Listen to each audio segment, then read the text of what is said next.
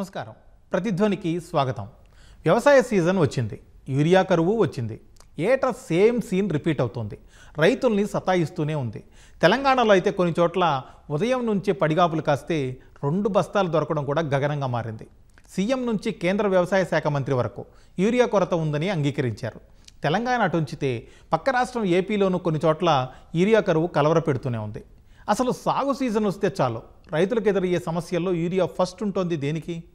ఇంకో పక్క ఈ ఎరువు ఎక్కువ వాడితే వ్యవసాయానికి అరిష్టమని కొందరు అంటున్నారు. బస్తాల్లో ఇచ్చే మామూలు ఎరువు కంటే బాటిళ్లలో ఇచ్చే లిక్విడ్ యూరియాను రైతులు ఎందుకు వద్దంటున్నారు? ప్రతి ఏటా యూరియా కొరత అనే మాట రిపీట్ కాకూడదంటే ఏం చేయాలి? దీంట్లో ప్రభుత్వ పాత్ర ఏంటి, రైతులు ఏం చేయాలి అనే అంశాలపై ఈరోజు ప్రతిధ్వని చర్చ చేపట్టింది. మన చర్చలో పాల్గొంటున్న వారు ప్రొఫెసర్ అల్దాస్ జానయ్య గారు, ఆచార్య జయశంకర్ యూనివర్సిటీ వీసీ, అలాగే పి జమలయ్య గారు, ఏపీ కౌలు రైతుల సంఘం ప్రధాన కార్యదర్శి, శ్రీధర్ రెడ్డి కొండపల్లి గారు, కిసాన్ మోర్చా తెలంగాణ అధ్యక్షులు. ముందుగా జానయ్య గారు, వ్యవసాయ సీజన్ వచ్చింది, యూరియా కరువు వచ్చింది, ఏటా సేమ్ సీన్ రిపీట్ అవుతూనే ఉంది. మీరు గమనించిన వరకు తెలంగాణలో ఈ విషయంలో ఏంటి పరిస్థితి, ఎలా ఉంది ఇప్పుడు? అంటే మామూలుగా ఖరీఫ్ సీజన్ మొదలు కాగానే ఫస్ట్ 2-3 వీక్స్లో ఇది ఒక సర్వసాధారణమైంది. పర్టికులర్ యూరియా విషయంలో కొంత అవగాహన లోపించడం కూడా దీనికి ప్రధాన కారణం. రైతాంగంలో ఒక ఆందోళన ఏమిటంటే యూరియా ఆ సీజన్కి సరిపోనంత ఒకేసారి కొనుక్కొని పెట్టుకుంటే మనకు ఫ్యూచర్లో దాని యొక్క మళ్ళీ దొరుకుతుందో దొరకదో అనే అపోహతోని అవసరానికి మించి కొనుగోలు చేసి దాన్ని స్టోర్ చేసుకోవడం, ఇది ఒక కారణం. కొద్ది మంది రైతులు చేస్తున్నారు.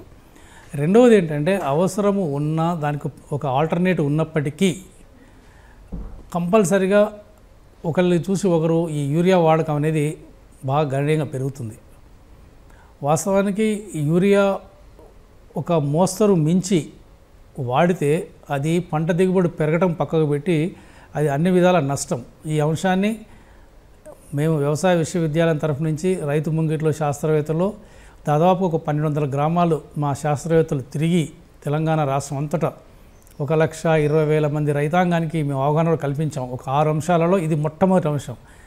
తెలంగాణలో మొదలుపెట్టిన ఈ అవగాహన కార్యక్రమానికి స్ఫూర్తిగా కేంద్ర ప్రభుత్వం కూడా Indian council of agriculture research May 29 నుండి జూన్ 12 వరకు కూడా ఈ కార్యక్రమాన్ని ఐసీఆర్ శాస్త్రవేత్తలు కూడా చేపట్టారు. మేము మే 5లో మొదలుపెట్టాము. దీనికి మంచి స్పందన వచ్చింది.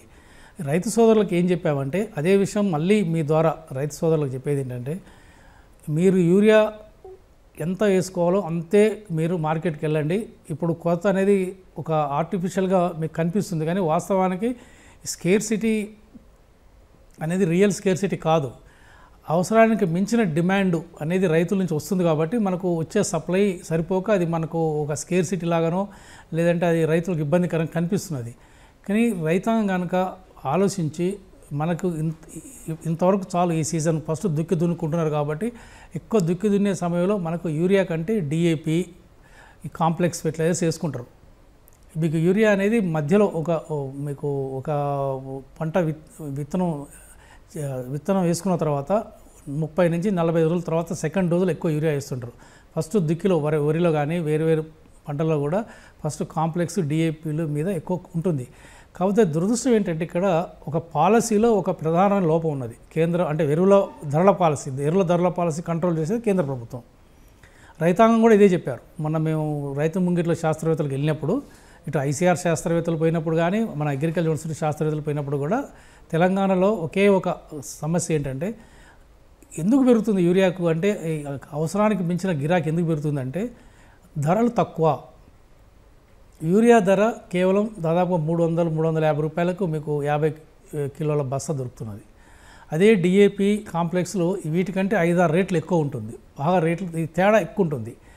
సో తక్కువ ధర కూడా ఒక ప్రధాన కారణం. అందుకని చాలామంది రైతాంగం మాకు ఏం సూచించారంటే ఈ కాంప్లెక్స్ డిఏపి ధరలు కొంతమేరకు తగ్గించి ఇదే యూరియాని 300 నుంచి 600 చేయండి, 800 చేయండి, బ్యాలెన్స్ అవుతుంది. ఇంత గ్యాప్ ఉండకూడదు. యూరియా ధర కొంత పెంచాలి, డిఏపి కాంప్లెక్స్ ధరలు తగ్గాలి. తద్వారా ఏమవుతుందంటే ఓవరాల్గా ఎట్లాగో ఫెర్టిలైజర్స్ సబ్సిడీ మీద కేంద్ర ప్రభుత్వానికి చాలా భారం పడుతుంది. అది ఎప్పటి నుంచో పడుతుంది, కొత్తగా ఏం కాదు. కానీ ఓవరాల్గా భారం ఎడిషనల్ కాకుండా ఈ ప్రైస్ అడ్జస్ట్మెంట్ మెకానిజం ద్వారా ఈ ఎరువుల ధరలో కనుక ఈ వ్యత్యాసాన్ని తగ్గించినట్లయితే రైతాంగం ఈ యూరియా బదులు టీఏపీ కొనుక్కునే అవకాశం ఉంటుంది, కాంప్లెక్స్ కొనుక్కునే అవకాశం ఉంటుంది. వాస్తవానికి ఈ టైంలో ఎక్కువ డిమాండ్ అవ్వాల్సింది డిఏపీ కాంప్లెక్స్ తప్ప యూరియా కాదు. కాబట్టి రైతాంగం ఈ విషయాలు గమనించాలి. వాస్తవానికి ఇది ఆర్టిఫిషియల్ స్కేర్సిటీ. మీరు అన్నట్టుగా ఇది ఆర్టిఫిషియల్ స్కేర్సిటీ అంటే రైతుల నుంచి డిమాండ్ ఎక్కువ ఉండడం వల్లే అలా అవుతుందా, లేకపోతే వ్యాపారులు డిమాండ్ ఉంది కదా అని చెప్పి కృత్రిమ కొరత సృష్టించి ఎక్కువ ధరలకు అమ్ముకోవడానికి ఇలా ఏమైనా చేస్తున్నారా? అంటే వ్యాపారస్తులు ఎరువుల విషయంలో కృత్రిమ కొరతను సృష్టించే అవకాశం చాలా తక్కువ అండి. ఇది కేవలం అవసరాన్ని మించిన డిమాండ్ రైతాంగం నుంచి వస్తుంది, అవసరం లేని డిమాండ్ ఎక్కువ వస్తుంది కాబట్టి అది మన కొరతలా కనిపిస్తుంది. ఎందుకంటే ఈ సీజన్లో మీకు యూరియా కంటే ఎక్కువ డిఏపీకి ఉండాలి డిమాండ్, కానీ అక్కడ ధరలో తేడా ఉంది కాబట్టి యూరియాకు సబ్స్టిట్యూట్గా ఆల్టర్నేట్గా కొంతమంది రైతులు యూరియా వేస్తున్నారు. కాబట్టి ఇక్కడ ఈ ప్రైస్ మెకానిజాన్ని కనుక మనం కరెక్షన్ చేస్తే పాలసీలో ఒక విధానపరమైన లోపం ఉన్నది. ధరలలో ముఖ్యంగా పాలసీలో కూడా ఓన్లీ ప్రైస్ పాలసీ ఈ ఇన్ఈక్వాలిటీస్ని కనుక మనం తగ్గించుకుంటే బాగుంటుంది. జమలయ్య గారు, ఇప్పుడు రైతు సంఘం బాధ్యతల్లో భాగంగా మీరు రెగ్యులర్గా చాలా చోట్ల తిరుగుతూ ఉంటారు. అలాగే ఆంధ్రప్రదేశ్లో ప్రస్తుతం యూరియా సరఫరా కావచ్చు, పంపిణీ ఏ విధంగా ఉంది? ఆంధ్రప్రదేశ్ రాష్ట్రంలో దాదాపు 86 లక్షల ఎకరాలు ఖరీఫ్లో సాగు చేయాలని రాష్ట్ర ప్రభుత్వం నిర్ణయించినట్టుగా పేపర్లో వచ్చింది. ప్రతి ప్రాంతంలో ఇటు ఉత్తరాంధ్ర ప్రాంతంలో కానీ, రాయలసీమ ప్రాంతంలో కానీ, ఇప్పుడు దక్షిణాంధ్ర ఏలూరు, గుంటూరు, కృష్ణా, ఎన్టీఆర్, ప్రకాశం ఇట్లా కొన్ని జిల్లాల్లో మనం పరిశీలిస్తే యూరియా కొరత తీవ్రంగానే కనపడుతూ ఉంది. నేను ఏలూరు ఫోన్ చేశాను. గత 20 రోజుల నుంచి యూరియా అందుబాటులో లేదని ఆ చుట్టుపక్కల ఉన్నటువంటి రైతులు ఆవేదన చెందుతున్నటువంటి పరిస్థితి కనపడుతూ ఉంది. అట్లా కొన్ని ప్రాంతాల్లో ఇంకా సాగు ప్రారంభం కాలేదు, కొన్ని పంటలు వేయలేదు. అసలు పంటలు పూర్తిగా వేయటం ప్రారంభిస్తే యూరియా యొక్క ప్రాధాన్యత, యూరియా యొక్క అవసరం ఏంటో తీవ్రంగా ముందుకు వచ్చే అవకాశాలు ఉన్నాయి. కానీ దాదాపు 86 లక్షల ఎకరాలు ఖరీఫ్లో సాగు చేయాలనుకున్నారు. అందులో మెయిన్గా ప్రాధాన్యత పంట వరి పంట ఉంటుంది. తర్వాత రాయలసీమ ప్రాంతాల్లో వేరుశెనగ ఉంటుంది. అదేవిధంగా మెట్ట ప్రాంతాల్లో పత్తి పంట ఎక్కువగా కొనసాగుతుంటుంది. ఇవి కాకుండా ఆయిల్ పాము కానీ, కోకో కానీ, కొబ్బరి కానీ, తర్వాత మిర్చి కానీ ఇవన్నీ కూడా సాగులోకి వచ్చే అవకాశాలు ఉన్నాయి. అందుకనే దాదాపు ఆంధ్రప్రదేశ్ రాష్ట్రానికి 39 లక్షల మెట్రిక్ టన్నులు ఎరువులు అవసరం. గత సంవత్సరం దాదాపు 16.5 లక్షల మెట్రిక్ టన్నులు యూరియానే వాడారు. కానీ ఇప్పుడు ఢిల్లీరావు గారు, మా వ్యవసాయ శాఖ కమిషనర్ గారు మాట్లాడదంటే యూరియా కొరత లేదు, 3 లక్షల మెట్రిక్ టన్నులు ఉంది, ఇంకా రాబోతుందని చెప్తూ ఉన్నారు. పక్క గ్రామాల్లోనేమో యూరియా అందట్లేదని చెప్పేసి ఆవేదన చెందుతున్న పరిస్థితి కనపడతా ఉంది. జమలయ్య గారు, అయితే ఇప్పుడు జానయ్య గారు చెప్పింది విన్నాం. తెలంగాణలో వ్యవసాయ యూనివర్సిటీ తరఫున ప్రత్యేకంగా గ్రామాలకు వెళ్ళి మరి అవగాహన కల్పించినా కూడా చాలామంది రైతులు తక్కువ రేటు ఉంది కదా అని చెప్పి యూరియాని ఎక్కువగా కొనుగోలు చేసి స్టాక్ పెట్టుకోవడం వల్ల ఇలాంటి సమస్య ఉత్పన్నమవుతుంది అంటున్నారు. ఆంధ్రప్రదేశ్లో కూడా అలాంటి పరిస్థితి ఏమైనా ఉందా? ఆంధ్రప్రదేశ్లో రైతులు తొందరపడి యూరియా కొనుక్కొని దాచుకోవటం అనేది కరెక్ట్ కాదు.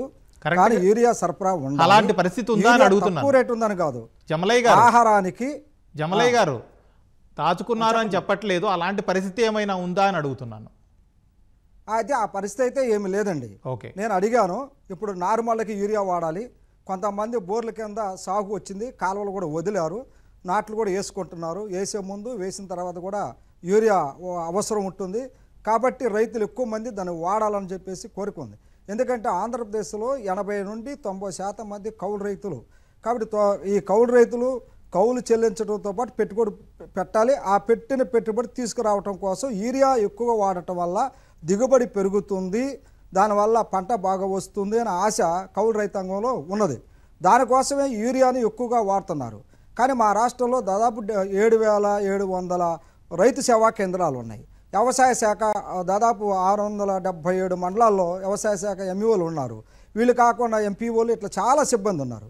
ఈ సిబ్బంది రైతుల్లోకి వెళ్ళి యూరియా యొక్క ప్రాధాన్యత, డిఏపి ప్రాధాన్యత, ఎంఓపి ప్రాధాన్యత, పిఎన్కే ప్రాధాన్యత ఎవరించడంలో అదేవిధంగా రైతులకి ఎరువులు సకాలంలో ఉన్నాయి, అందుబాటులో ఉన్నాయని చెప్పడంలో కూడా వైఫల్యాలు కనపడతా సరే ఉన్నాయి. జమలయ్య అసలు ఎరువుల ప్రణాళిక అనేది కనుక ఒకటి రూపొందించి క్షేత్రస్థాయి దాకా తీసుకెళ్ళినట్లయితే ఈ సమస్య వచ్చేదానికి అవకాశం లేదు. అందుకని రాష్ట్ర ప్రభుత్వం ఖరీఫ్ ప్రారంభంలోనే ఒక ఎరువుల ప్రణాళిక రూపొందించి అందుబాటులోకి ఏ ఎరువు అవసరమో దాన్ని తీసుకురావాల్సినటువంటి ప్రాధాన్యత ఉందని చెప్పేసి మేము అభిప్రాయపడతా ఉన్నాం. శ్రీధర్ రెడ్డి గారు, ఇప్పుడు జమలయ్య గారు అలాగే జానయ్య గారు చెప్పింది చూసాం. ఏపీలో అయితే రైతులు దాచుకోలేదు కానీ ఎక్కువ స్టాక్ అయితే పెట్టుకోలేదు వాళ్ళ దగ్గర, కానీ కొరత అయితే ఉంది, అవసరానికి అవసరమైనటువంటి యూరియా లేదు అంటున్నారు.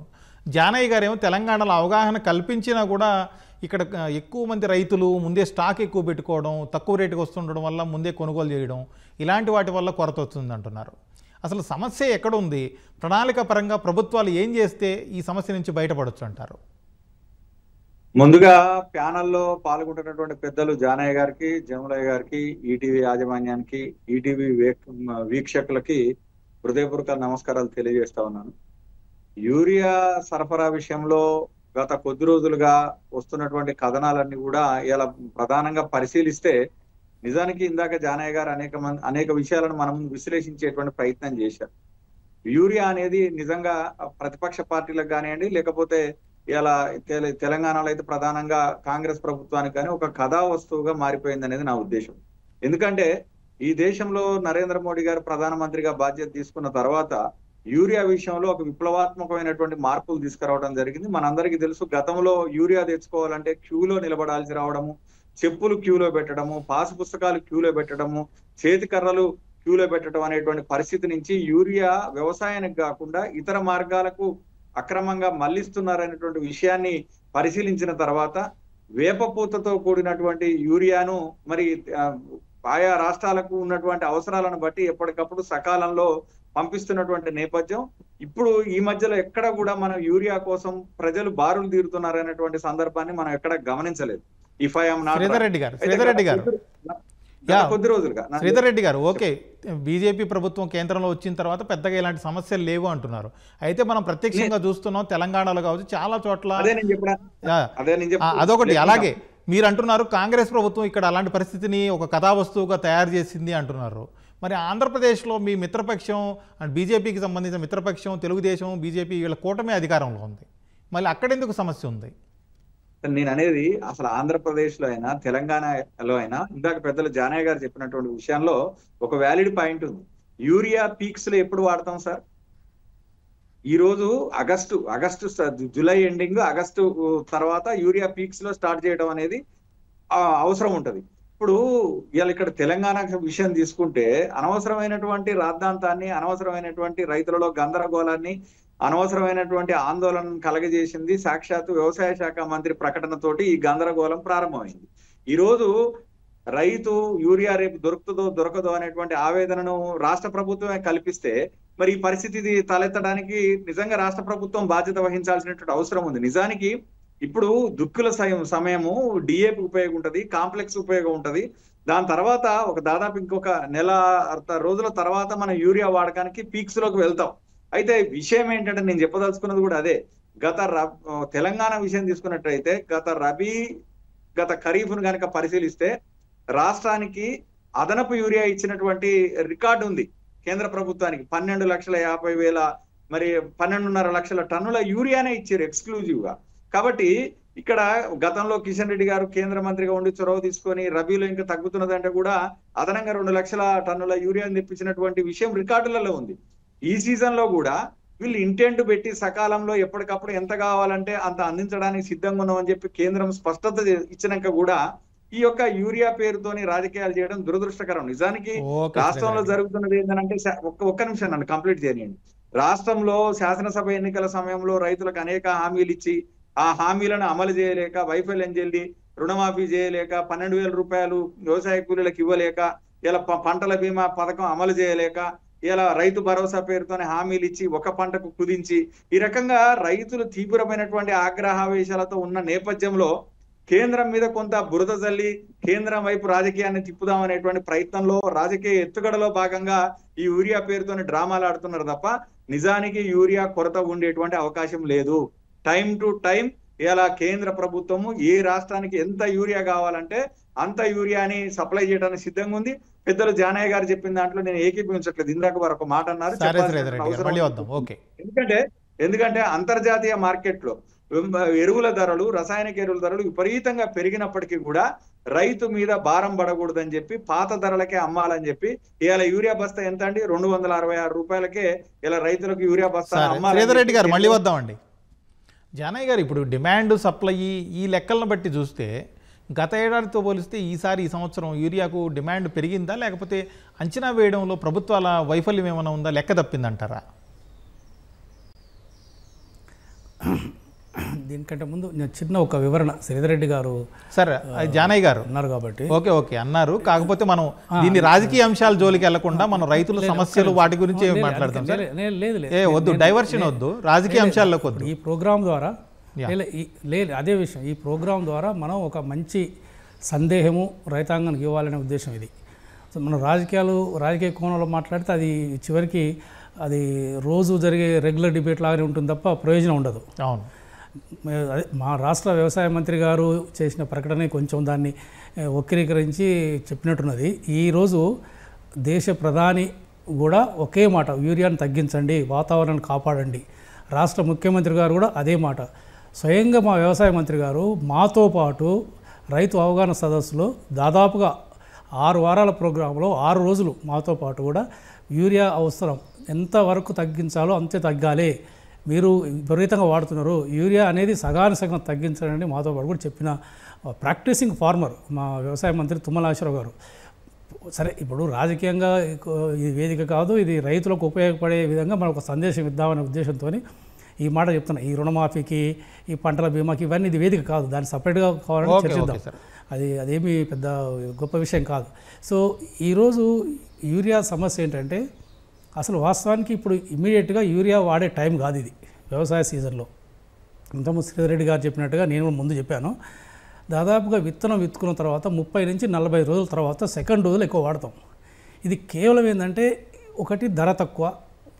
ఇంతకుముందు జమలయ్య గారు చెప్పినట్టుగా కౌలు రైతులకు ₹1 తగ్గాలి ఖర్చు అనే ఆలోచిస్తారు. ఎందుకంటే వాళ్ళ కౌలు పోవాలి ప్లస్ ఖర్చు పోవాలి, అన్ని లాభం జరగాలి కాబట్టి ఖర్చుకు దృష్టిలో పెట్టుకొని చీపు కాబట్టి యూరియా మీద మొగ్గు చూపడం ఒక ప్రధాన కారణం. వాస్తవానికి ఇక్కడ డిఏపి అండ్ ఎంఓపి, ఈ పొటాష్ కానీ కాంప్లెక్స్ ఎరువుల మీద ధరలు బాగున్నాయి.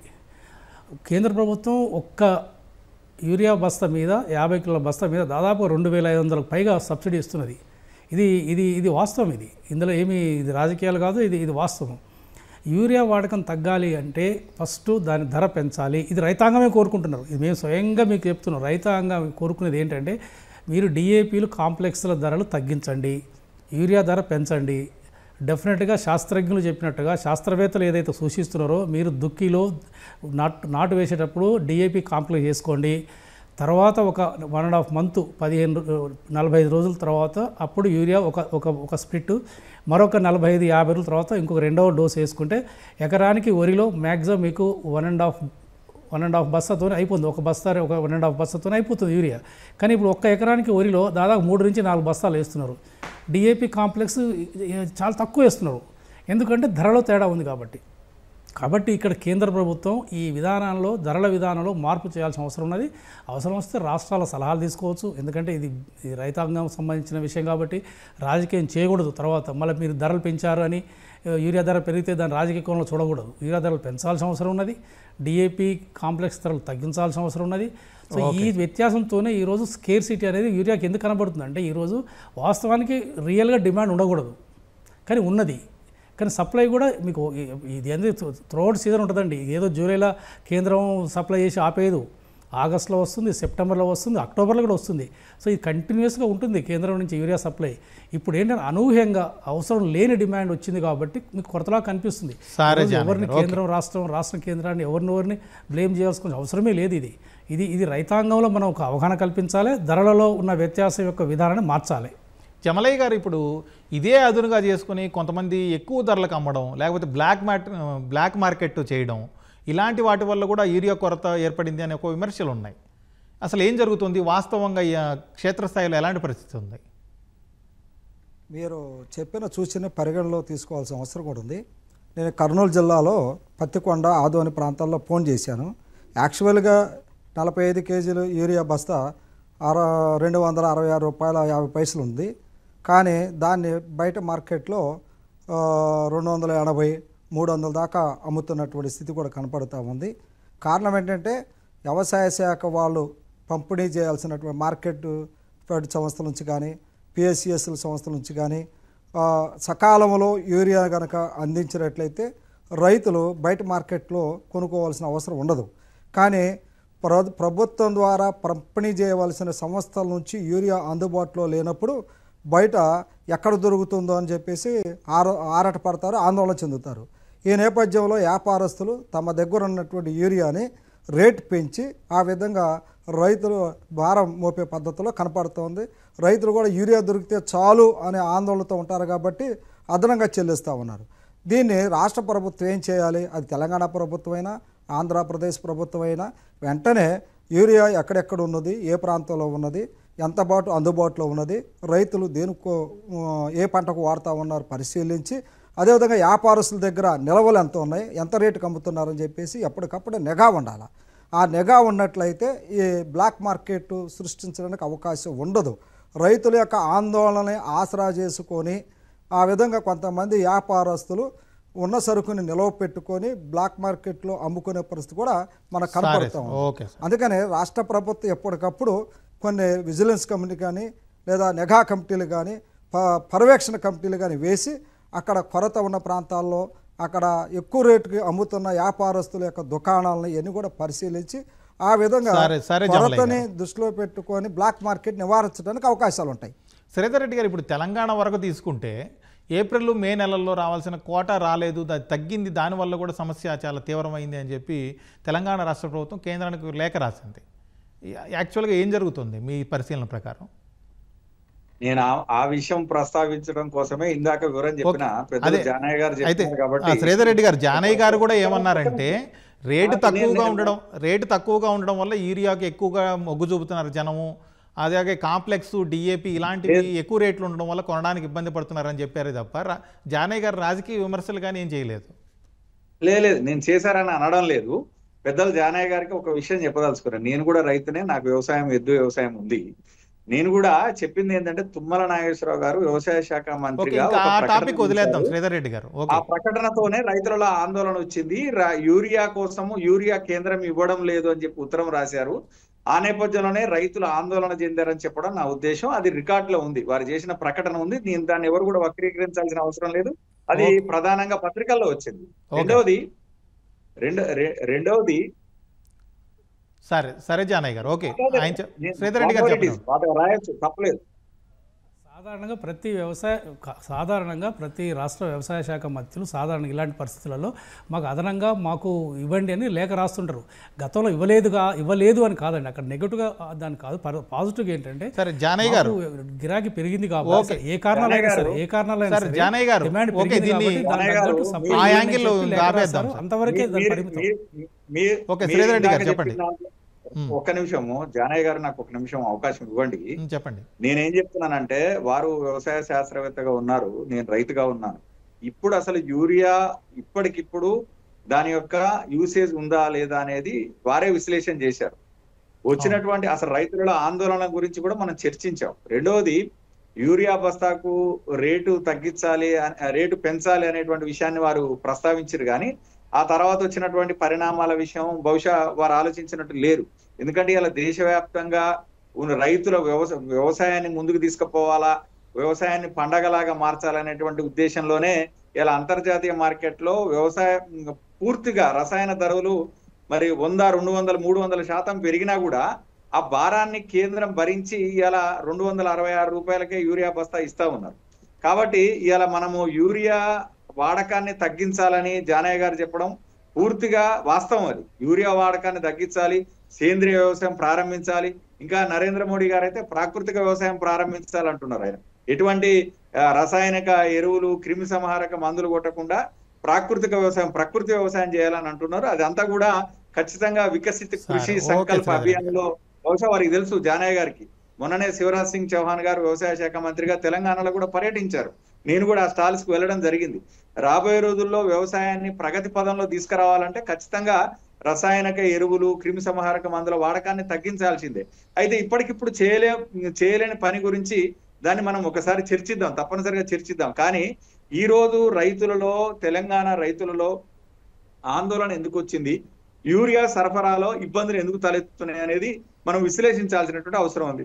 ఇలా మీరు చూసినట్లయితే మార్క్ఫెడ్ పూర్తిగా చేతులు ఎత్తేసింది, ట్రాన్స్పోర్ట్ విషయంలో చేతులు ఎత్తేసింది. శ్రీధర్ రెడ్డి గారు మళ్ళీ రాజకీయాల్లోకి వద్దండి. ఓకే, అందుకని నేను చెప్తాను, అసలు సమస్య ఎక్కడ ఉంది. ఇప్పుడు డీలర్స్, డిస్ట్రిబ్యూటర్స్ సూర్యాపేట జిల్లాలలో మేము 266 రూపాయలకు యూరియా బస్తా అమ్మలేమని చెప్పి బహిరంగంగా స్టేట్మెంట్ ఇచ్చారు.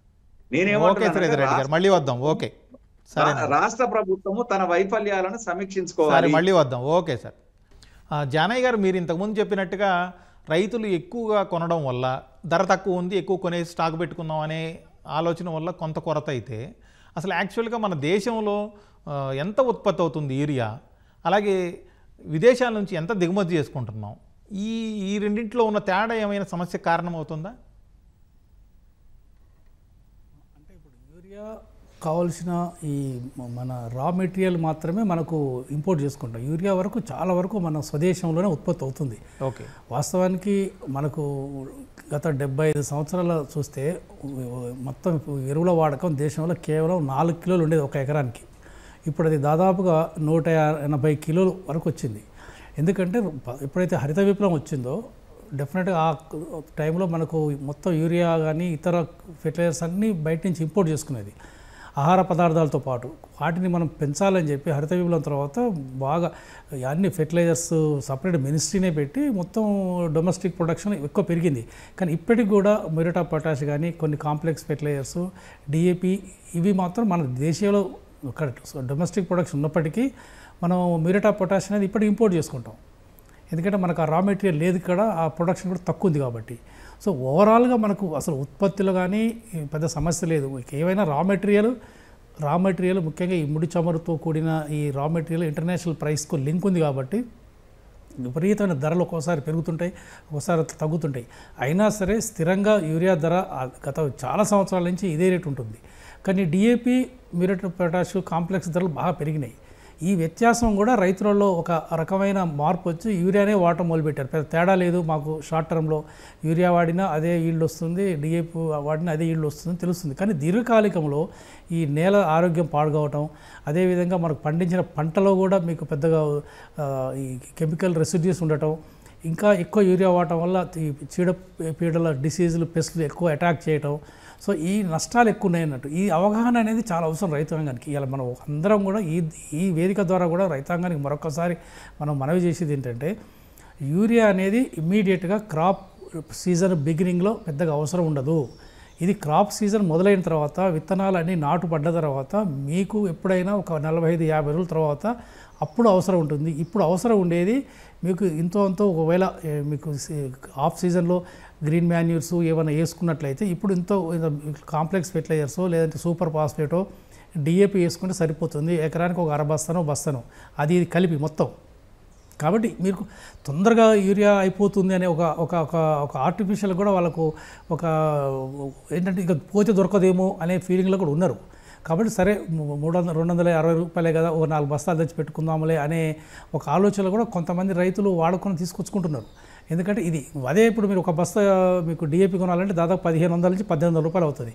ఆ 1500 పెడితే ఇక్కడ 4 బస్తాలు 5 బస్తాలు వస్తుంది యూరియా. సో కాబట్టి కేంద్రం ఏంటంటే ఇక్కడ డిఏపి కాంప్లెక్స్ ధరలు తగ్గాలి, యూరియా ధర పెంచాలి, అన్ని రాష్ట్రాలతో డిస్కస్ చేయాలి. కన్సల్టేషన్స్, ఇది రాజకీయాలు కాదు, ఇది రైతాంగం అనేది కేంద్రం రాష్ట్ర అందరి బాధ్యత కాబట్టి వాతావరణం కూడా కాపాడుకోవాలి. కాబట్టి ఈరోజు క్లైమేట్ చేంజ్లో కూడా ఇది ఒక భాగం ఇది. కాబట్టి దీన్ని ఒక విస్తృత స్థాయి చర్చ చేసి రాష్ట్ర ప్రభుత్వాలతోనే కేంద్రం ఒక నిర్ణయం తీసుకుంటే బాగుంటుంది. జమలయ్య గారు, ఇప్పుడు మన 2 తెలుగు రాష్ట్రాల్లో చూస్తే ఏ పంటలకు యూరియా ఎక్కువగా అవసరం అవుతుంది, అలాగే ఎక్కువ మంది వాడకం మితిమీరిపోయింది, దీనివల్ల కూడా ఈ సమస్య ఏర్పడుతుంది అని ఒక ఆందోళన వ్యక్తం అవుతున్నాయి. ఎందుకు అలాంటి పరిస్థితి ఏర్పడింది?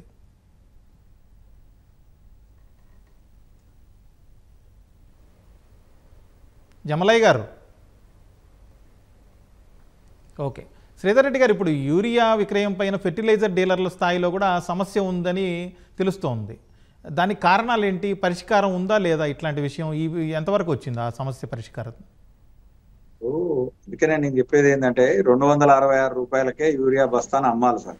కానీ ఇప్పుడు జరుగుతున్నది ఏంటంటే కొంత డీలర్లు, డిస్ట్రిబ్యూటర్లు ట్రాన్స్పోర్ట్ భారం మేము భరించలేకపోతూ ఉంటున్నటువంటి నేపథ్యంలో రాష్ట్ర ప్రభుత్వము డీలర్లతోని డిస్ట్రిబ్యూటర్లతోని సమావేశం కావడం, మార్కెట్ ని యాక్టివేట్ చేయడం, ఈ అదనపు భారం రైతుల మీద పడకుండా వాళ్లకు డీలర్లకు కూడా భరోసా కల్పించడం అనేటువంటి బాధ్యతను రాష్ట్ర ప్రభుత్వం తీసుకుంటే సమస్యకు చాలా వరకు పరిష్కారం లభిస్తుంది. రెండవది ఏంటంటే రైతులలో ఇక యూరియా దొరకదేమో అనేటువంటి భావన ఏర్పడటం వల్ల కూడా కొంత దీనికి కారణం అవుతాం. కాబట్టి నిజానికి యూరియా కొరత కంటే కృత్రిమ కొరత అనే దీన్ని చెప్పాల్సినటువంటి అవసరం ఉంది. ఎందుకంటే జానయ్య గారు పెద్దలు తెలవాలి, పోయినసారే మనకు రబీ సీజన్ లోనే సర్ప్లస్ యూరియా ఉందని చెప్పి రికార్డులు చెప్పింది. ఇప్పుడు వచ్చినటువంటి ప్రకటనలతోనే కొంత రైతులు ఆందోళనకు గురై యూరియా దొరకదేమో అనేటువంటి వాతావరణానికి పోవడము, ఈ డీలర్లు డిస్ట్రిబ్యూటర్లు కూడా మరి అలా మేము అంత తక్కువ లాభంతో అమ్మలేము, మాకు ట్రాన్స్పోర్ట్ అదనపు భారం అవుతుందని చెప్పడం, ఇవన్నీ కారణమైనవి కనుక ఎక్కడ లేనటువంటి సమస్య తెలంగాణలో ఎందుకు వస్తుంది? అందుకని ఒక్కసారి సమీక్ష చేసుకొని. ఓకే, అయితే పక్కనేది ఆంధ్రప్రదేశ్ లో కూడా సమస్య ఉంది. మరి అంటే నేను అనేది అదే, ఎక్కడైనా ఈ ఆందోళన ఇప్పుడు యూరియా కొరత వస్తున్నది అని అంటే అక్కడ లోకల్ గా ఉన్నటువంటి ఏజెన్సీలను యాక్టివేట్ చేయాల్సినటువంటి అవసరం ఉంది. ప్రధానంగా మన తెలంగాణ విషయం నేను అబ్జర్వ్ చేసి చెప్తున్నా, ఇలా పూర్తి స్థాయిలో డీలర్లు డిస్ట్రిబ్యూటర్లు బహిరంగంగా వచ్చి మేము కేంద్ర ప్రభుత్వం నిర్ణయించిన 266 రూపాయలకు అమ్మము అని అంటున్నారంటే వాళ్ళని కట్టడి చేయాల్సిన బాధ్యత ఖచ్చితంగా రాష్ట్ర ప్రభుత్వం తీసుకోవాల్సిన అవసరం ఉంది. రెండోది మార్కెట్ ద్వారా కూడా ఇలా ట్రాన్స్పోర్ట్ భారం మేము భరించలేమని చెప్పి డైరెక్ట్ గా చెప్తుంది మార్కెట్. దాంతోనే కొంత ఇబ్బందులు వస్తున్నటువంటి మాట వాస్తవం. ఓకేనండి. జమలయ్య గారు, ఇప్పుడు 2 రాష్ట్రాల్లో చూస్తే ఏ పంటలకు యూరియా ఎక్కువ అవసరం అవుతుంది? ఎక్కువ వాడడం వల్ల ఈ హానికారకం అవుతుంది, మితిమీరిపోతుంది ఈ పరిస్థితి అనే దానికి ఆందోళనలకు కారణాలు ఏంటి?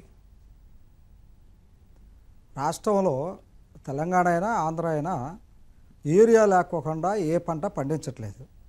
ఆహారంలో కూర ఎంత అవసరమో ప్రతిసారి యూరియా ఎక్కువ వాడుతున్నారు. అంటే రైతులు వాడడం గురించి కాదు, జనరల్గా అవసరం ఏది ఎక్కువ ఉంటుంది, ఏ పంటలకు ఎక్కువ ఉంటుంది అనేది. వరి పంటకి ఎక్కువగా వాడుతున్నారు. తర్వాత వాడడం గురించి కాదండి, రైతులు వాడడం ఓకే, అవసరం ఏది ఉంటుంది అది అడుగుతుంది. జనరల్గా అవసరం ఏంటి, వీళ్ళు వాడుతుంది ఏంటి, అది చెప్పండి. అవసరం యూరియానే ఎక్కువగా ప్రిఫర్ చేస్తున్నారు, ప్రాధాన్యత కూడా యూరియాకే ఇస్తున్నారు. యూరియానే కొనుగోలు చేయటానికే ఎక్కువగా అదే డిఏపి కానీ ఎంఓపి కానీ ఎన్పి కానీ ధరలు ఎక్కువ ఉండటం వల్ల యూరియాని ఎక్కువగా వాడుతున్న దానికోసమే ప్రాముఖ్యత ఇస్తున్నారు.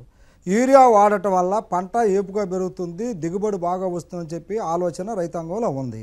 అందుకని యూరియానే ఎక్కువగా వరి పంటలో వాడుతున్నారు ప్రధానంగా. రెండోది మన వేరుశనగ కానీ పత్తికి కానీ మిర్చికి కానీ ఇతర కూరగాయల పంటల్లో కూడా ఎక్కువగా వినియోగం మనకి కనపడుతూ ఉంది. జమలయ్య గారు, ఇవి ఎక్కువ వాడుతున్నారు, దీనివల్ల ఈ వాడకం మితిమీరిపోయింది ఆందోళన వ్యక్తం అవుతున్నాయి. ఈ పరిస్థితి మారాలంటే ఏం చేయాలి? ఇప్పుడు ఆందోళన ఎక్కడ ప్రారంభమవుతుంది, ఎవరి దగ్గర నుంచి ప్రారంభమవుతుంది అనేది కూడా ఇక్కడ చర్చనీయాంశం అవుతుంది సార్.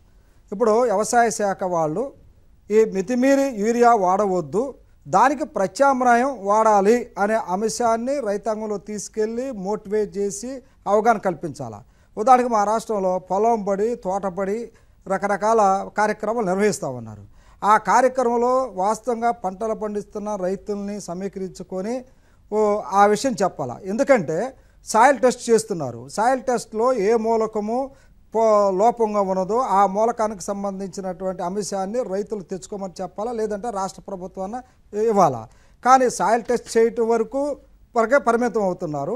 ఆ సాయిల్ టెస్ట్లో వచ్చిన రిపోర్ట్ని రైతులకు తెలియపరిచి ఆయా పొలంలో ఆయా భూమిలో ఎంత ఏ పోషకం లోపం ఉందో చెప్పి దానికి తగినటువంటి ఎరువుల్ని వాడుకునే ఒక ప్రణాళికను రైతాంగానికి దృష్టి తీసుకెళ్తే అప్పుడు యూరియా వాడాలా, డిఏపి వాడాలా, ఎన్పికే వాడాలా అని చెప్పేసి రైతులు అవగాహన కల్పిస్తే ఆ మేరకు ఎక్కువ వాడటాన్ని తగ్గించుకునే అవకాశాలు ఉన్నాయి. అటువంటి అవేర్నెస్, అటువంటి చైతన్యం కలిగించే కార్యక్రమాలు ఇప్పుడు నామాత్రంగా జరుగుతున్నాయి. ఆ ఎక్కువగా తీసుకెళ్లాల్సిన అవసరం ప్రాధాన్యత ఉంది. అటువైపు ప్రభుత్వం కూడా దృష్టి పెట్టాలా. మా ఓకే. రాష్ట్రంలో ఎక్కువగా రైతు సరే, సేవా సరే కేంద్రాలు జమలయ్య గారు. ఉన్నాయి. దాదాపు 7,700 యంత్రాంగం ఉంది, సిబ్బంది ఉన్నది. ఓకే దాన్ని సార్, అవన్నీ వాళ్ళందరినీ మాట్లాడుకున్నాం. ఓకే. ఉపయోగించి మోటివేట్ చేయాల్సిన బాధ్యత ఉంది. జానయ్య గారు, ఇప్పుడు కేంద్ర ఎరువుల రసాయనాల శాఖ మంత్రి జేపీ నడ్డా గారు కూడా తెలంగాణలో మోతాదు మించి యూరియా వాడుతున్నారు అని చెప్పారు. మీరు కూడా ఇంతకుముందు మాట్లాడారు ఆ విషయాన్ని. యాక్చువల్గా ఏం చేస్తే బాగుంటుంది అంటారు ఈ ప్రత్యామ్నాయంగా?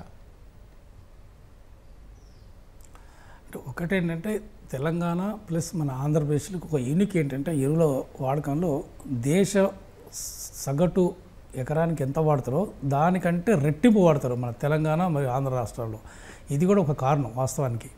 మిగతా రాష్ట్రాలతో పోలిస్తే మనకు రెట్టింపు వాడతారు, ఎప్పుడు సరఫరా ఉంటుంది. కాకపోతే అంటే మంత్కు వేరియేషన్ ఉంటుంది. జనరల్గా ఈ మంత్లో మిగతా రాష్ట్రాలతో ఉంటుంది కాబట్టి ప్రెషర్ పడుతుంది కాబట్టి కొంత తక్కువ ఉంటుంది కాబట్టి వస్తుంటుంది. ఇది ఇదేమీ ఇబ్బంది లేదు.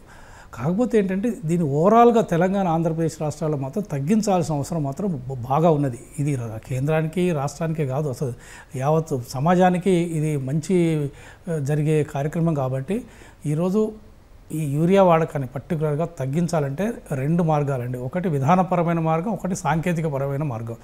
నేను సాంకేతికపరమైన మార్గం ఏమిటంటే యూరియాకు ఆల్టర్నేట్ ఏమిటంటే మనకు ఈ పచ్చి రొట్టె సంబంధించిన ఈ పంటలని ఈ ఎండాకాలము అంటే మనకు సెకండ్ క్రాప్ హార్వెస్ట్ అయినాక ఫస్ట్ క్రాప్ సోయింగ్కి ముందు మనకు 45-50 రోజుల విండో దొరుకుతుంది.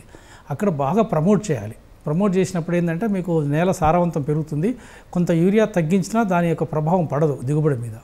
సో ఇది సాంకేతిక పరంగా. అదేవిధంగా green leaf manures, green manures, ఈ బయో ఫెర్టిలైజర్స్. ఇప్పుడు బయో ఫెర్టిలైజర్స్ అనేది అసలు ఏది వేస్ట్ కాదండి. బయో వేస్ట్ నుంచి బయో ఫెర్టిలైజర్స్ కనుక మనం ఆర్గానిక్ ఫెర్టిలైజర్స్ని సిస్టమేటిక్గా చేసి దానికి సర్టిఫికేషన్ పెడితే వాటికి రెండో ఆల్టర్నేటివ్. సో ఎంతో బయో వేస్ట్ ఉంది. ఇప్పుడు మన భారతదేశంలో ఎంతో బయో వేస్ట్ మనం వేస్ట్ చేస్తున్నాం. యాక్చువల్గా వేస్ట్ నుంచి ఒక సంపాదన సృష్టించే మార్గాలు ఉన్నాయి బయో ఫెర్టిలైజర్ రూపంలో. సో ఆ బయో ఫెర్టిలైజర్స్ ఉత్పత్తిని కూడా మనం గణనీయంగా పెంచినట్లయితే యూరియాకు ఆల్టర్నేట్గా వాడుకునే అవకాశం ఉంటుంది. ఇక విధానపరమైన మార్గం ఏంటంటే ఇంతకుముందు నేను గతంలో కూడా చెప్పాను, పదే చెప్తున్నాం, రైతులు కూడా అదే కోరుకుంటున్నారు. నేను రాజకీయ కోణంలో చూడకూడదు. అంటే యూరియా ధర పెరిగితే మనకు రైతులు ఏదో మనకు ఈ రాజకీయంగా ఇబ్బంది అయిద్దేమని ఏ పార్టీ కూడా భావించాల్సిన అవసరం లేదు. ఇది రైతాంగం కూడా అర్థమవుతుంది. యూరియా రేట్ ఏంది ఇంత తక్కువ ఉన్నది, దాని ఎఫెక్టే కదా. అదే డిఏపి రేట్ ఎక్కువ ఉంది కాబట్టి మేము వాడలేకపోతున్నాం మంచి అని తెలుసు రైతులకు కాంప్లెక్స్. కాబట్టి ఈ డిఏపి కాంప్లెక్స్ రేట్ల ధరలు కనుక సగానికి సగం తగ్గించి ఈ యూరియా రేట్లను కనుక ఈ 260 నుంచి 600 చేసినా నష్టం లేదు. కాబట్టి దీనికి కన్సల్టేషన్ అవసరం, వైడర్ కన్సల్టేషన్స్ రాష్ట్ర ప్రభుత్వాలతోని రైతు సంఘాలతో మాట్లాడి చేస్తే ఇది ఒక విధానపరమైన అంశం కూడా దీర్ఘకాలిక సొల్యూషన్ అండి. జమలయ్య గారు, ఇప్పుడు యూరియా లాంటి రసాయనిక ఎరువుల కొరత ఉంది, అది నిజమే. అయితే అదే సమయంలో వాటి వాడకం వల్ల, అతి వినియోగం వల్ల నేలకు పంటలకు కూడా చాలా ఇబ్బంది జరుగుతుంది, హాని జరుగుతుంది. ఇవన్నీ నిజమే అయినప్పుడు ప్రజల్ని అప్రమత్తం చేయడంలో రైతులను ముఖ్యంగా అవగాహన కల్పించడంలో ప్రభుత్వాల పాత్ర ఎలా ఉంది? ఏ స్థాయిలో అవగాహన కల్పిస్తున్నాయి? ఇప్పుడు మన రాష్ట్రంలో కర్బన సేంద్రియం 0.03% ఉంది. ఇది చాలా ప్రమాదకరమైంది. దీన్ని కర్బన సేంద్రియం పెంచాలంటే ఒక విధానపరమైనటువంటి చర్యలు తీసుకోవాలి. దానికి ఒకటి ఆర్గానిక్ ఎరువులు, పశువుల ఎరువులు, జీవన ఎరువుల్ని పెంచాలి. దానికి రాష్ట్ర ప్రభుత్వాలు ఒక ఎక్స్పర్ట్ కమిటీలు వేసి ఏ ఎరువుని మోతాదులో ఎక్కువ వాడుతున్నారో పరిశీలించి దానికి ప్రత్యామ్నాయాలు ఏమిటి అని చెప్పేసి దాన్ని అందించే దానికోసం ప్రభుత్వం ఒక ప్రణాళిక రూపొందించాలి. దాన్ని వాడటం వల్ల భూమి అనారోగ్యం నుంచి రక్షించబడుతుంది. ప్రజలకు కూడా మంచి నాణ్యమైనటువంటి అనారోగ్యానికి గురి కాకుండా ఉండే మంచి ఆహారం దొరుకుతుందని చెప్పేసి ప్రజల్లోనూ అటు రైతుల్లోనూ అవేర్నెస్ పెంచాల్సినటువంటి అవసరం ఉంటుంది. తర్వాత యూరియా కానీ ఇతర రసాయన ఎరువులు తగ్గించాలంటే పశువుల ఎరువులు పెంచాలి. పశువుల ఎరువు పెంచాలంటే పశువుల పెంపకానికి ప్రోత్సహించాలి. తద్వారా ఈ పశువుల ఎరువులు పెరుగుతుంది. ఆ ఎరువుని మన వ్యవసాయంలో వాడితే మంచి నాణ్యమైన పంట రావడానికి అవకాశాలు ఉన్నాయి. రెండోది పశు సంపదతో పాటు జీవన ఎరువుల్ని పెంచేదానికోసం మన ప్రభుత్వం కూడా కొన్ని చిన్న యూనిట్లను ఏర్పాటు చేసి దాంట్లో ఉపాధి దొరికేటట్టు, ఎరువులు కూడా ఉత్పత్తి తక్కువ రేటుకు దొరికేటట్టు ఆ విధంగా స్మాల్ యూనిట్లని ఏర్పాటు చేసి దాన్ని ప్రోత్సహించే పద్ధతిలో రాష్ట్ర ప్రభుత్వం రూపొందించాలి. దానికి కావలసిన నిధులను కూడా కేటాయించాలి. ఆ నిధుల్ని సక్రమంగా వినియోగించి ఆ విధంగా రసాయన ఎరువుల్ని వ్యవసాయంలో తగ్గించే దానికోసం ఒక ప్రణాళికలు రూపొందించి ముందుకు తీసుకెళ్లాల్సిన అవసరం ఉంది. ఆ పాత్ర రాష్ట్ర ప్రభుత్వాలు చిత్తశుద్ధితో అమలు చేసి ఒక సంకల్పంతో ముందుకెళ్లాల్సిన అవసరం ఉంది. శ్రీధర్ రెడ్డి గారు, ఇప్పుడు లిక్విడ్ యూరియాని తీసుకుంటే ఇది చాలా చక్కటి ఒక ఆల్టర్నేటివ్గా ఉంది, కాస్ట్ ఎఫెక్టివ్ కూడా అంటున్నారు ఇది. అయితే ఈ విషయాల్ని రైతుల్లోకి చేరకపోతే, వాళ్ళు సరిగ్గా వాడకపోతే ఏంటి ఉపయోగం? దీన్ని సరిగ్గా అవగాహన కల్పించాల్సిన బాధ్యత ఎవరిది? ఏం చేస్తున్నాయి ప్రభుత్వాలు? మీరు అన్నది నిజమే. ఎందుకంటే ఈ 11 సంవత్సరాల్లో వ్యవసాయ రంగంలో విప్లవాత్మకమైనటువంటి మార్పులు వచ్చినాయి, అనేక నూతన వంగడాలు వచ్చినాయి, అనేక నూతన ఆవిష్కరణలు కూడా జరిగినాయి. అందుకే కృషి అభియాన్ అనే పేరుతోటి కేంద్ర ప్రభుత్వం దీని మీద ప్రచార కార్యక్రమం కూడా నిర్వహిస్తుంది. పెద్దలు జానయ్య గారికి కూడా తెలుసు. అయితే మీరు అన్న నానో యూరియా విషయం వచ్చినప్పుడు ఒకసారి మన అదే లిక్విడ్ యూరియా విషయం వచ్చినప్పుడు మొత్తం భారతదేశంలో ఆ లిక్విడ్ యూరియాని వాడుతున్నటువంటి రాష్ట్రాల్లో తెలంగాణ చాలా దిగువ స్థానంలో ఉంది. కాబట్టి దీన్ని సరి చేసుకోవాల్సిన అవసరం ఉంది. దీని మీద వ్యవసాయ శాఖ రైతు చైతన్య కార్యక్రమాలు పెట్టడం, అవగాహన కల్పించడము, దీంతో ఉన్నటువంటి వెసులుబాటు సౌకర్యాన్ని చెప్పడము, ఇవన్నీ కూడా రాష్ట్ర ప్రభుత్వం చొరవ చూపి రైతులకు పలు విధాలుగా అవగాహన కార్యక్రమాలు పెంచినప్పుడు ఇది సాధ్యమవుతుంది. ఎందుకంటే మొదట అసలు యూరియా కొరత నుంచి వేపపూతతోనే వచ్చినటువంటి యూరియా సరఫరా చేసిన తర్వాత చాలా ఇబ్బందులు తగ్గినాయి. ఇప్పుడు దాంట్లో ఇంకొక అదనపు అడుగు ఏం వచ్చిందని అంటే లిక్విడ్ యూరియా వచ్చింది. దీన్ని కూడా చాలా ప్రభావవంతంగా పనిచేస్తుందని చెప్పి లెక్కలు చెప్తున్నాయి. భారతదేశంలో అనేక రాష్ట్రాలలో ఇది మరి లిక్విడ్ యూరియాని వాడుతున్నట్టుగా మన గణాంకాలు చెప్తున్నాయి. కానీ లిక్విడ్ యూరియాని వాడడంలో తెలంగాణ చాలా దిగువ స్థానంలో ఉంది. కాబట్టి వెంటనే రాష్ట్ర ప్రభుత్వం దీని మీద అప్రమత్తమై దీని మీద అవగాహన కల్పించడం, రైతుల చైతన్యమైనటువంటి కార్యక్రమాలు తీసుకురావడం చాలా అవసరం అని భావిస్తా ఉన్నా. కేంద్రంలో ప్రభుత్వాలతో పాటు మీలాంటి రైతు సంఘాలు, రైతు నాయకులుగా మీరేం చేస్తున్నారు? రైతులకు అవగాహన కల్పించడానికి మీ వంతు ఎలాంటి ప్రయత్నాలు చేస్తున్నారు? ఖచ్చితంగా మా జాతీయ పార్టీ పిలుపు మేరకు గత 11 సంవత్సరాలలో ఈ రోజు మోడీ గారి ప్రభుత్వం వచ్చిన తర్వాత వ్యవసాయంలో వచ్చినటువంటి విప్లవాత్మకమైనటువంటి మార్పులు, నూతన ఆవిష్కరణలను వివరించడం కోసం వికసిత కృషి సంకల్ప అభియాన్ పేరుతోని మేము కూడా రైతులను కలుస్తున్నాం. పెద్దలు జానయ్య గారు చెప్పినట్టుగా యూరియా వాడకాన్ని తగ్గించాలని, ప్రకృతి వ్యవసాయాన్ని పెంచాలని, సేంద్రియ వ్యవసాయాన్ని ప్రోత్సహించాలని చెప్పి విరివిగా ప్రచారం చేసే ప్రయత్నం చేస్తున్నాం. కానీ ఏది ఏమైనప్పటికీ ఆయా రాష్ట్ర ప్రభుత్వ ఏజెన్సీలు దీని మీద మరి చొరవ చూపుతేనే వాళ్ళకు మ్యాన్ పవర్ ఉంటది, వాళ్ళ సైంటిస్టులు ఉంటారు, దీని ఆవశ్యకతను చెప్పగలుగుతారు, రైతులను కన్విన్స్ చేయగలుగుతారు. కాబట్టి ఖచ్చితంగా రాష్ట్ర ప్రభుత్వాలు దానికి సంబంధించినటువంటి ఏజెన్సీలు చురుకైన పాత్ర పోషించడం ద్వారా రాబోయే రోజుల్లో మరి తెలంగాణలో కూడా మరి ప్రకృతి వ్యవసాయం కానివ్వండి, సేంద్రియ వ్యవసాయానికి కానివ్వండి ఇలా అవకాశం కలుగుతుంది. అదే విధంగా యూరియా వాడకాన్ని కూడా తగ్గించే విషయంలో అవగాహన ప్రోత్సహించాల్సినటువంటి అవసరం కూడా ఉంది రైతులను ఆ రకంగా.